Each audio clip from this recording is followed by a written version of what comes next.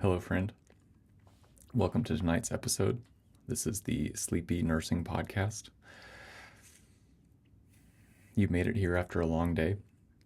This is your time now, a quiet time to rest and to reflect. We're going to take a gentle introduction into the principles of infection and what you can do to prevent and control it. No rush, no deadlines, just the sound of a soft voice. You don't have to remember everything. Just let the words wash over you. This will follow the presentation that I'll provide in class if you're in my class. And if you're not, that's okay. This is still good information. If you can find a comfortable position, close your eyes if that feels good. Take a deep breath in and let it out slowly. Let's begin. Why does this matter? Every year, preventable infections claim lives and extend hospital stays. Nurses are the first line of defense. By understanding immunity, infection, and asepsis, we can protect our patients, protect ourselves, and stop infections before they spread. Remember, the smallest actions matter. Washing hands, changing gloves, keeping the environment clean. Little habits can save lives. So let's start with the basics. Asepsis. What is asepsis? This is the absence of pathogenic microorganisms, which we'll talk about in a little bit. Infection. That's the invasion and multiplication of microorganisms.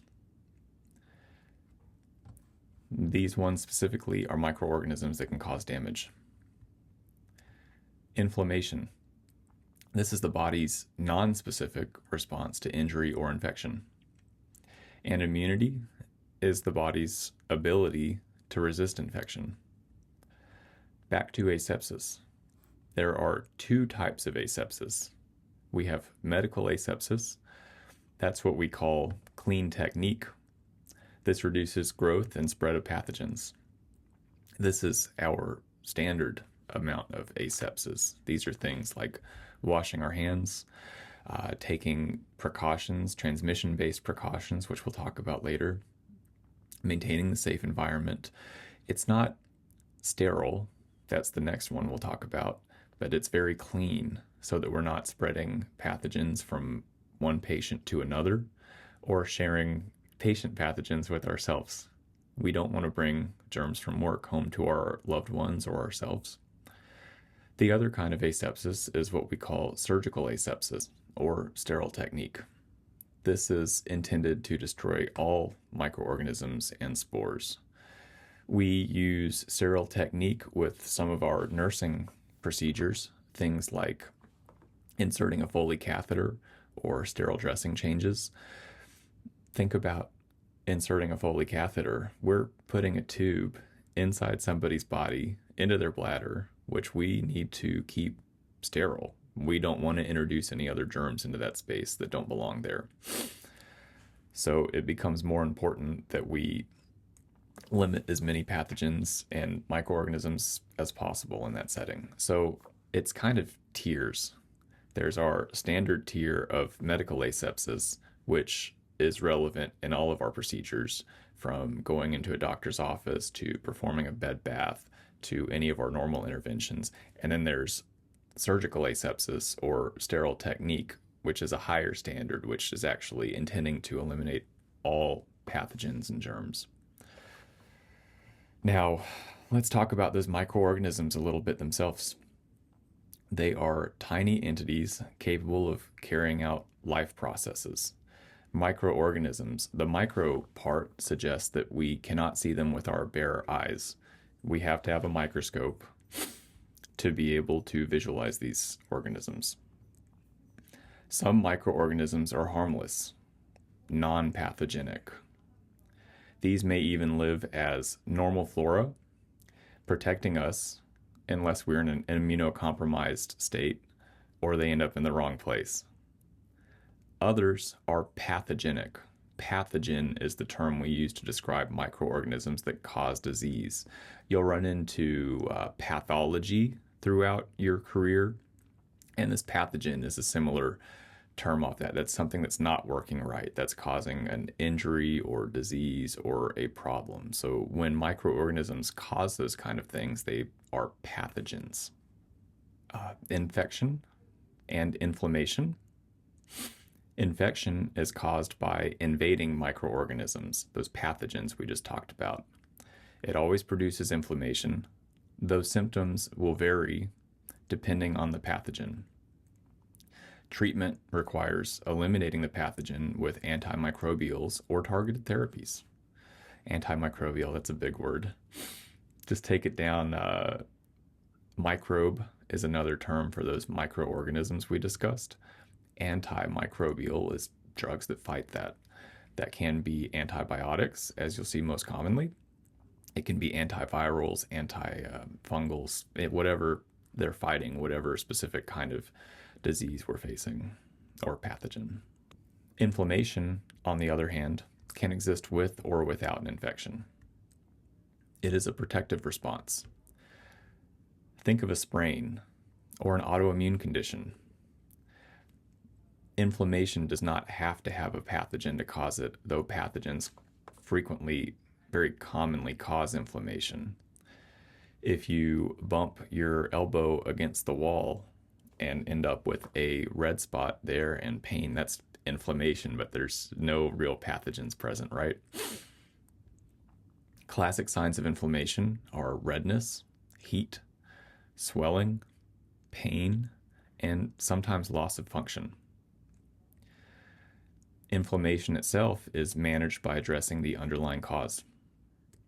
So if that's a broken bone, we need to heal the broken bone. If that's inflammation from an infection, we need to resolve the infection before we can resolve the inflammation. So all infections cause inflammation, but not all inflammation is from infection. What do we have to fight against this? We have our immune system. Our immune system covers aspects of our whole body. It is our constant protector, working every second to prevent, control, and eliminate infection.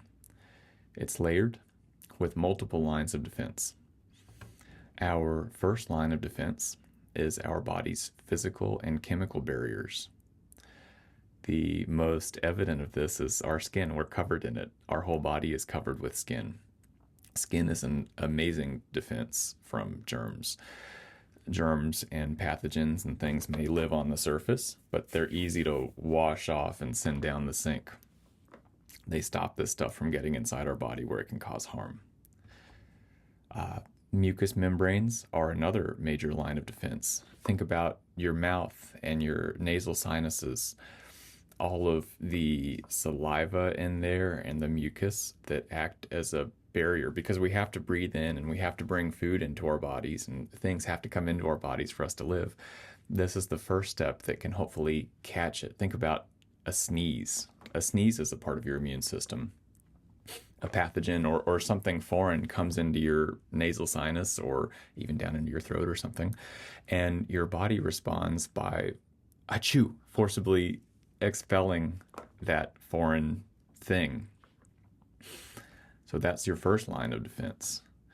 We also have secretions with antimicrobial properties, think sweats and oils. And there is immunoglobulin A in secretions, but I don't want to get too lost in the details on the different immunoglobulins. When you go to grad school, you can get a lot deeper into that stuff. It's there's a lot to it. So other mechanical defenses that are operating all of the time, because your mucus doesn't just stop unless you're having an issue with your mucus. We have cilia in our respiratory tract. These are tiny little fibers that are constantly pushing things out. So our air can go in and exchange, but anything that doesn't belong in there gets gently pushed back out again, and it may be coughed out, or it may be sneezed out, or it may even come around and be swallowed, where it's processed through our GI tract, where strong acids and digestive juices can go and neutralize any problems with those foreign things. Peristalsis in the gut. I don't think we've talked about peristalsis in one of our other podcasts yet, but peristalsis is this gentle movement of food and stuff from our mouth all the way down to our rectum to be eliminated. So all throughout our GI tract, there's this gentle pulsing motion pushing things through so they don't sit and linger. We also slough off our dead skin cells periodically. Our skin is always being renewed. I don't know exactly how long, but every so often you're basically a whole new person, which is a compelling idea to me. And part of that is if our cells have something grubby on them, it just gets washed right away. The outer layer of our skin is just dead cells that are waiting to be sloughed off. We have some other protective mechanisms, things like that coughing we discussed, sneezing, urination. How does urination help? It flushes out the urethra. And GI motility we discussed, and all of these are helping flush pathogens away. These are not looking for specific germs, they are continuously keeping these passageways clean. Our second line of defense is inflammation, which we touched on before. This is a localized protective response to injury or infection. Its goal is to neutralize harmful agents and prepare tissue for repair. The signs, as we discussed before: heat, redness, swelling, pain, and sometimes loss of function. Systemic effects may include fever, leukocytosis, that's a damage to the white blood cells, headache, and muscle aches. We have chemical mediators, histamine, prostaglandins, leukotrienes, and bradykinin, which all work together to increase blood flow, enhance capillary permeability, and trigger pain receptors. So when we talk about increasing blood flow and enhancing capillary permeability, think about when you have had an injury. Have you noticed swelling? That is our body responding to this injury to bring in more of our immune system, basically. All the things we need to repair that damage. That's the white blood cells, and that's all of our other repair mechanisms. So in swelling, what's happening is our blood vessels are dilating, they're getting larger, so they bring more blood and these defenders to the area, and that capillary permeability lets more of it in and out of the bloodstream so that it can come out to the affected tissue. Now, a side effect of that, not necessarily a consequence, but something that goes along with that, is we'll see that swelling because it's leaky for these helpful cells, but it's also leaky for things like fluid. But it's not so much a bad thing, as it can go in and provide some cushioning and support as well in those areas. Cortisol, that's our body's natural steroid, helps slow this process when it risks going too slow, or going too far, excuse me. It can prevent excessive inflammation and protects our tissues. So our body makes cortisol that actually comes from the adrenal cortex, those little nodules on the top of the kidneys. And when our body is not responding like it should, we can very commonly, as nurses, be people to administer more steroids. The doctor will order it to slow down some of these inflammatory processes. Our third line of defense is the immune response. This one is more specific. The previous ones happen based on any injury, or the first line of defense, we talked about the skin and stuff, that doesn't even happen in response, that just exists. The second line is non-specific. It responds to any kind of injury. Now, the third line of defense, we have parts of our immune system that actually target specific issues. These are things like antibody-mediated immunity, which involves B lymphocytes. When antigens bind with these cells, antibodies are produced, complement is activated, and memory cells are created for long-term defense. Cell-mediated immunity involves T lymphocytes. It's slower, but it targets intracellular pathogens like viruses and abnormal cells, such as cancer. It is also responsible for transplant rejection and delayed hypersensitivity reaction. This is a really cool area of progress within our field where we're starting to see the ability to target our immune system against specific cells. In my background in oncology, we have targeted therapies and immunotherapies that go and actually harness the body's immune system to fight these cancer cells, which is just cool. It feels like science fiction to me, but it's real and it's amazing. There are some side effects and concerns with that, but compared to chemotherapy, it's incredible. So sometimes the immune system overreacts. This is called hypersensitivity. That can be mild, like a rash, or severe, like anaphylaxis. Nurses must always be ready to recognize and respond. When we talk about anaphylaxis, what we should always be thinking about is EpiPens and like throats closing up, but the term itself suggests a more systemic response to of hypersensitivity where your body is over responding to something. So the actual definition has to do with, I think, 3 different systems involved that are responding poorly. Now, the emergency version of that is if one of those systems is your throat closing up and we affect our airway with that. So it's kind of the classic thing you think about, and you hope if you're at risk of that, if you know you have complicated allergies, hopefully you're carrying an EpiPen with you so you can administer that quickly and help to resolve that. Though if you ever have to administer an EpiPen, you still have to go to the hospital. These things will wear off and you can have carry-on issues. That is still a true medical emergency. That's a call the ambulance situation if the EpiPen has to come out. Now I want to talk a little bit about infectious agents. We discussed this briefly before, different types. Now we're going to go a little more into detail. This is still a very basic overview, and you can go so much further into any of these different categories and areas. But this is kind of a broad introductory overview of these. So bacteria is probably what you're most familiar with. These are single-celled organisms.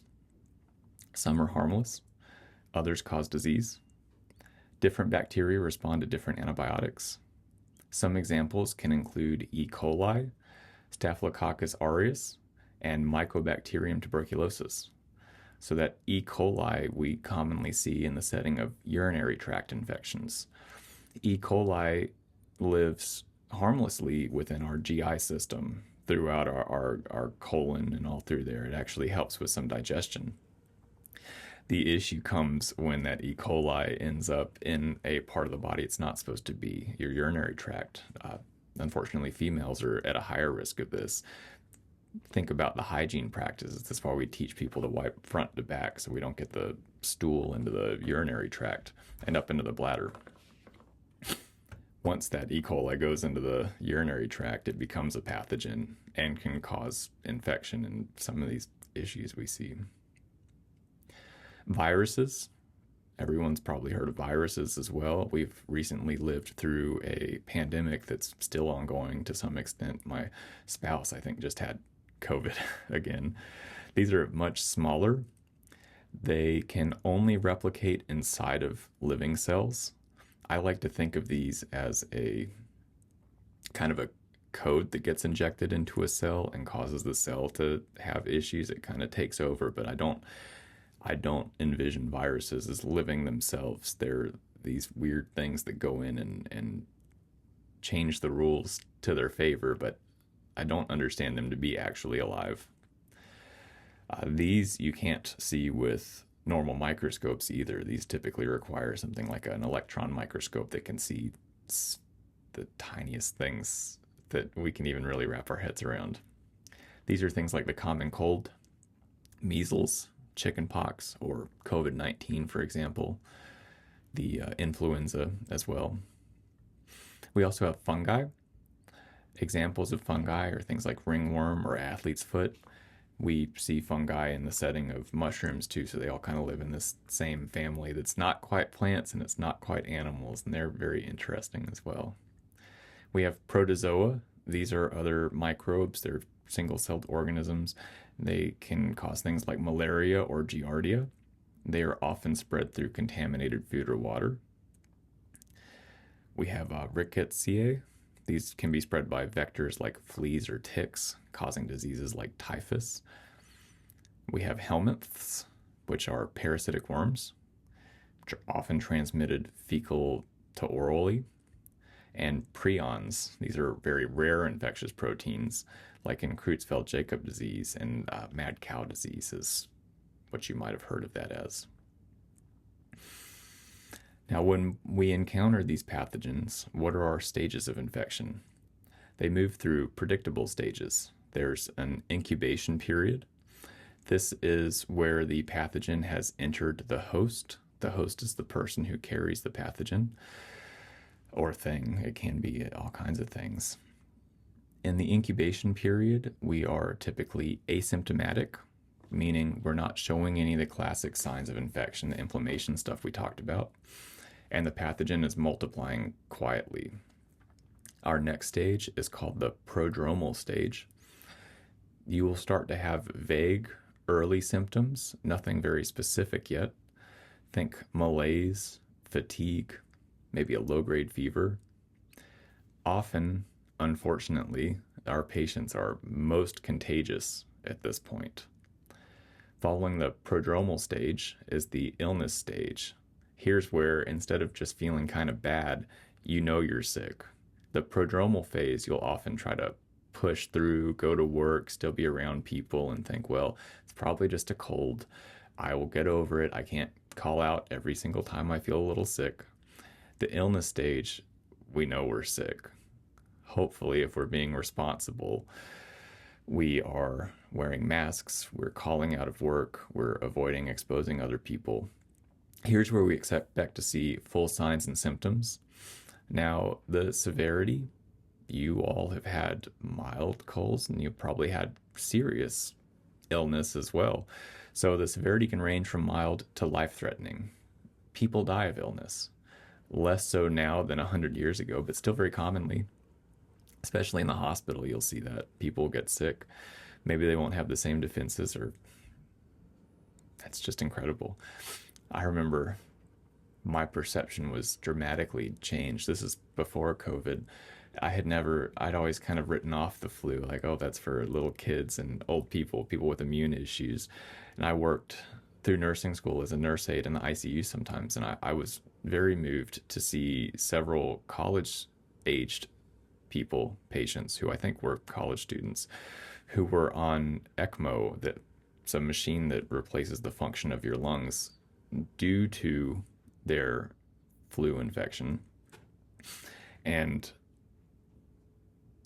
it was incredible. Normal seeming. I say normal. Let's be careful about introducing these biases and judgments into our care. But people I related to got incredibly sick. I think one of them passed away from the flu and the other had a long road to recovery. And anytime you go on ECMO, you're going to be stuck in the hospital for a long time to get over that.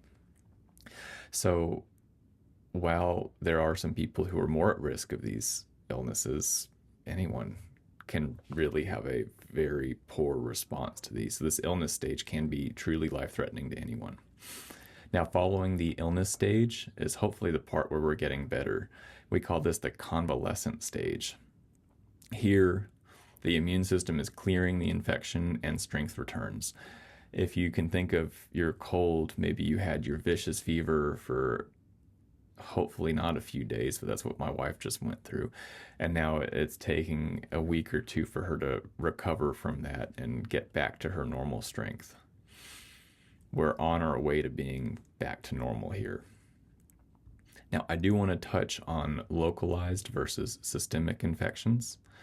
A localized infection is confined to one body part. Think like a urinary tract infection or a skin abscess. Here you'll see redness, swelling, warmth, pain, or drainage, but just in one spot. as opposed to a systemic infection, which can spread throughout the entire body. The signs here, you'll see fever, chills, fatigue, tachycardia, hypotension. This can become life-threatening. Think sepsis. When we talk about sepsis, just a little piece. Sepsis is a broad category. Sepsis is defined by pathogens replicating in the bloodstream. So when we think about sepsis, we think about the whole body because every part of our body has blood flow. And now, in the setting of sepsis, what probably started as a localized infection is now spreading all over the body, so everything's going to be affected by it. And it can be very serious very quickly. What do we do as nurses?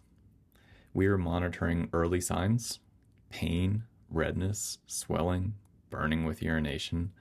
And think about that across different age categories. My daughter had a urinary tract infection, and I only found out because she happened to be voiding near me, and she said, "My pee is hot."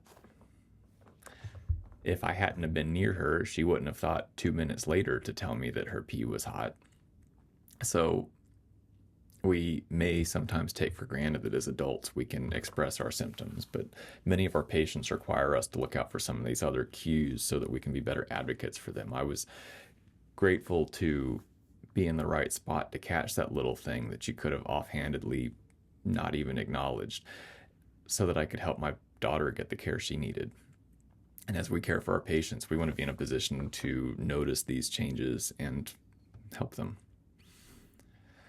So we're also watching for systemic spread, looking out for the fever, chills, confusion, or worsening pain. We promote fluids when appropriate. We encourage hygiene and protect skin integrity. If you're in nursing school, the first week we start talking about skin integrity. We manage catheters and wounds with sterile technique when needed. We provide comfort, elevating limbs, relieving pain, and one of our most important jobs is we teach.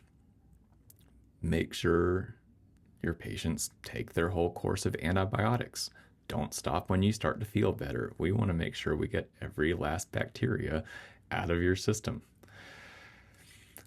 Look out for early warning signs so that our patients can know to call us when they start to have issues. This was particularly relevant in my oncology setting because so often the therapies we provided to fight their cancer would also inadvertently fight their immune system. And they may have fewer signs, and we need to get ahead of them faster, or else they'll have much worse outcomes. And practicing good hygiene. Think about it. If you're on a nursing school journey, you probably did a nurse aid course, or else we teach very specific hand washing in nursing school because it's important. This is, again, I bring my 5-year-old up into this. She's a poor hand washer. So don't take for granted that your patients are washing their hands like they ought to or cleaning themselves like they ought to. The case of the urinary tract infections, this is something as a nurse we may have to ask about. How are you wiping? It may seem sensitive and it may seem like a weird question to ask someone, but if I can provide this little intervention, this education, just wipe in the right direction, and you, the patient, can stop having urinary tract infections, how cool is that? That is like a superpower to me. All right, healthcare associated infections. We used to call these nosocomial infections. So be aware, while we're moving to a more plain language term, healthcare associated infections, you may see nosocomial infections as well. These are infections acquired in the healthcare settings. We shorten that down to HAIs. These include central line associated bloodstream infections. That's obviously, as the name implies, a infection in your bloodstream based on having a central line. A central line is a specific kind of intravenous catheter therapy that enters outside of the body. I'm gesturing here because a PICC line is a common example. We have IJs, we have trifusions, Hickmans, ports, all kinds of central lines. The outside comes out here for us to access, and the inside goes into the central vasculature, typically the superior vena cava, though Cardiac has some special kinds of lines, and there's some other lines you'll encounter. But those are very vulnerable point of entry for germs. We also have catheter-associated urinary tract infections. We'll shorten that to CAUTI. These are, we've put an indwelling catheter, a tube from the outside world into the bladder, and all of these tubes are like super highways for germs to get inside our bodies. We have surgical site infections. So surgical site is kind of self-explanatory. We've cut you over for open for healthcare purpose. And in the case of an infection, this is a vulnerable place. Now pathogens have gotten in there and they're multiplying and causing inflammation and potentially major surgical issues. Then you can also see ventilator-acquired pneumonia. So that's a tube that goes down into your airway, and that's another common vulnerable track for pathogens to enter the body. What can we do to prevent some of these HAIs? Hand hygiene. The easiest answer, hand hygiene. Wash your hands like crazy. Don't take shortcuts on this. Most of the time, a alcohol-based hand sanitizer, something like a Purell, is totally sufficient. Sometimes we have to wash with soap and water. If our hands are visibly soiled, we have to go to soap and water. If we're treating a patient who has something like C. diff that the alcohol-based hand sanitizer doesn't break through the cell membrane, we have to wash with soap and water to dispatch that down the sink. And make sure you're taking the appropriate time to do your hand washing and making sure you're getting into the fingernails and getting all the little pieces and do your whole, they say to do the happy birthday song while you wash your hands. I just wash them. You get used to it after a while. Using gloves, gowns, and masks when indicated. I am quick. I know there's benefit to physical touch between a nurse and a patient, but I am quick. If I'm in arm's reach of my patient, I typically want to have gloves on. In my experience, that's when they'll start handing me something yucky. So wear your gloves, wear your protection when you need to. Aseptic technique for procedures. Environmental cleaning and disinfection. This is not only a job for environmental services. Where I worked, EVS wouldn't touch body fluids and stuff, so I'd have to kind of do a preparatory clean and get any stool or blood cleaned up, and then they'd come in and do their deeper cleaning. They also have a lot of cool tools. There's this one that looks like a robot that comes in and shines ultraviolet light throughout the room and can break down some of the basically any kind of pathogen, which is just cool. You can't look at it directly in your eye, it'll hurt your eyes, but it can go and disinfect the room in a very interesting way. Safe sharps handling and appropriate antibiotic use are things we can do. Okay, breaking the chain of infection. There are 6 pieces that have to exist for an infection to spread from one person or thing to another. We have to have a pathogen that's a causative agent. This is your bacteria or virus, like we discussed earlier. You have to have a reservoir. This is where pathogens can live and reproduce. This could be a human or an animal or something like soil or feces. When in human tissues, the affected human is called the host. I dropped that word once or twice before, so the person that holds this pathogen is the host. We have to have a portal of exit. This is how the pathogen will leave one host and travel to another host. This can commonly be something like the GI tract or mouth and nose. We have to have a mode of transfer.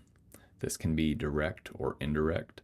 Think about vectors. When we talk about vector, this is a secondary thing that spreads disease. This is like a mosquito or a rat or something like that. We have to have a portal of entry. This is how the pathogen enters the new host. In the case of influenza, this is something like your mucous membranes, for example. And we have to have a susceptible host. Can the person exposed to this pathogen contract this disease? So we have ways we can break basically all of these steps. We can kill the pathogen with antimicrobials. We can manage the reservoir. This could be even simple things like modern plumbing, flush your feces down the drain so you don't live in excrement like they might have lived 200 years ago. Portal of exit. This is something like if this is spread through sneezing, coughing into something, not coughing and sneezing on people and letting it spread. Our mode of transfer. Trying to manage mosquito populations is an example of that. Portal of entry. How a pathogen enters a new host. With the COVID-19, we all wore masks all the time. This is controlling, preventing this germ from coming into our bodies that way. And then our susceptible host. We can mitigate this by keeping our skin healthy and clean and intact, eating and drinking and taking care of ourselves like we ought to. Getting recommended vaccinations too. Things like your flu shot can greatly reduce your risk of the flu. Personal protective equipment. In the case of healthcare, this can be wearing our gowns and gloves and things when we're supposed to. Isolation when needed. These steps protect us, but they also protect our patients and our communities. So, how does the nursing process fit into this? I'm going back to ADPI, our assessment. We're looking for these signs of infection and inflammation. We can take a detailed history of our patients, see if they've been exposed to anything, if they've traveled to any at-risk places or come from at-risk environments. Have they had signs and symptoms? We can assess their labs, assess any risk factors they have. Diagnoses may include risk for infection, impaired skin integrity, knowledge deficit. That's a good one for my daughter. She has a knowledge deficit for her personal hygiene practices that we're working on. Planning. This is where we make goals to prevent spread. We can make goals to promote healing and educate families. My goal for my daughter may be something like my daughter will wash her hands like she's supposed to for 20 seconds after using the bathroom. Something like that. Implementation. This is performing hand hygiene, teaching hand hygiene, like I just talked about, wearing our protective equipment like we're supposed to, having integrity when we're supposed to use aseptic technique, and our patient teaching. Then our evaluation is, did our infection resolve? Did our patient get sick? Are they okay? Did our labs improve? And one of the cool things about the nursing process is every step of this, we can revise. If we find something didn't work, we can do something different. If I try just telling my daughter to wash her hands and I notice that she hasn't washed her hands, I need to change what I'm going to do the next time. Okay, I'm going to come in and watch you wash your hands. Now I get pushed back on that. Maybe the next day that needs to modify. Okay, we're going to put on an Elmo video watching Elmo wash his hands and you wash your hands with Elmo. So it can continuously improve each of these steps. So we are frontline defenders. Our vigilance in this protects patients, families, and communities, and ourselves. Take the time and do what you're supposed to do. We don't want to make our patients sicker. We want to help them heal and get back to their normal lives. Infection prevention is the everyday work of nursing. It's not glamorous, but it is life-saving. Every time you wash your hands, every time you educate a family member, every time you apply aseptic technique, you're breaking the chain of infection. And you can do it. That brings us to the end of today's Sleepy Nursing Podcast. Asepsis, immunity, and infection prevention. The knowledge may be heavy, but I hope this was gentle and you're in a place where you're relaxing and are preparing to face tomorrow. I believe in you. I think you can be successful. Until next time, stay safe, rest well, and keep protecting your patients. Have a good night.